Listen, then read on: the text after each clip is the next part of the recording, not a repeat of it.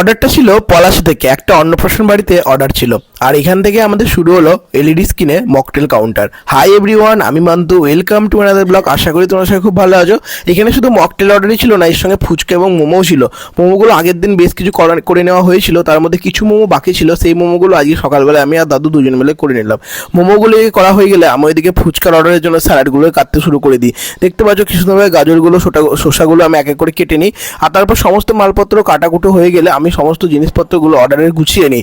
বেশ কিছু মাল আগেই পাঠিয়ে দিয়েছিলাম, আর যে মালগুলো আমাকে নিয়ে যেতে হবে সেই সমস্ত মালপত্রগুলো গুছিয়ে বিকেলবেলায় শুভম আমার গাড়িতে চাপিয়ে রামনগর ঘাট পার হয়ে আমরা বেরিয়ে পড়ি পলাশী যাওয়ার উদ্দেশ্যে। রামনগর ঘাটে এসে কিছুক্ষণ অপেক্ষা করার পরেই নৌকা ছেড়ে দেয়, আর এদিকে রনি ভাইও রয়েছে। আর তারপর কিছু মালপত্র বাঁধা হয়নি ঠিকভাবে, তাই মালপত্রগুলো শুভম সুন্দরভাবে বেঁধে নেয়। তারপর আমি, অমিত, রনি আর শুভমা চারজন মিলে বেরিয়ে পড়ে অর্ডারে যাওয়ার উদ্দেশ্যে। যাই হোক, এরপর কিছুক্ষণের মধ্যে আমরা পৌঁছে যাই আমাদের অর্ডারের জায়গায়। আজকে আমাদের অর্ডারটা ছিল পলাশী ধর্মশালাতে। ধর্মশালা আমরা পৌঁছে দেখি এলাহি আয়োজন করা রয়েছে। সামনের গেটটা দেখেই তো ভীষণভাবে ভালো লাগলো, এত সুন্দর কারুকার্য করা রয়েছে গেটের সামনে, দেখেই ভীষণ ভালো লাগলো। যাই হোক, তারপর আমরা একটু ভেতর দিকে প্রবেশ করলাম। ভেতরের দিকে তো দারুণ সাজানো রয়েছিল, জায়গাটাকে দেখে ভীষণ ভালো লাগলো। আর আমাদের স্টলের জায়গাটাও কিন্তু দারুণ হয়েছিল। এই যে আমাদের mocktail counter, LED mocktail counter আমাদের কিন্তু এখান থেকেই চালু হয়ে গেল।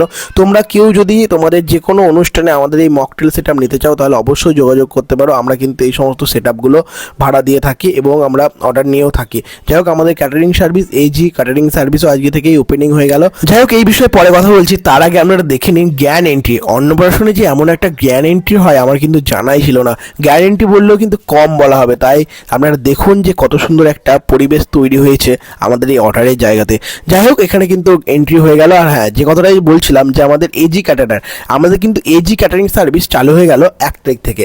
1 তারিখে পলাশীতে আমাদের যে অর্ডারটা ছিল ধর্মশালায়, সেই ধর্মশালা থেকে আমরা আমাদের এজি ক্যাটারিংয়ের শুভ উদ্বোধন করলাম। এখানে কফির অর্ডার ছিল, আমাদের মোমোর অর্ডার ছিল, এছাড়াও কাবাব সেকশনের অর্ডারগুলোও কিন্তু আমরা এই দিন থেকেই কথাবার্তা বলে চালু করার চেষ্টা করলাম। যাই হোক, তারপরে আমাদের ফুচকার কাউন্টারটা তোমাদেরকে দেখিয়ে দিচ্ছি। এদিকে কাবাবের সেকশনগুলো রয়েছে, আর এদিকে হচ্ছে আমাদের ফুচকার কাউন্টার। ফুচকাগুলো কিন্তু আমাদেরকে দিচ্ছে। আর এইদিকে মকটেল কাউন্টার, এলইডি কাউন্টারে মকটেল কিন্তু আমরা সার্ভ করে থাকছি এখন থেকে। আর এই 1 তারিখ থেকে আমরা চালু করেছি।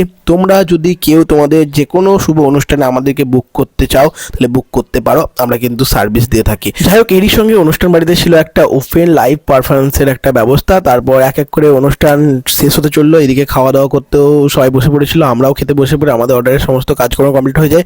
আর তারপর সমস্ত কাজকর্ম গুছিয়ে প্রায় 1টার দিকে আমরা রামনগর ঘাটে আসি।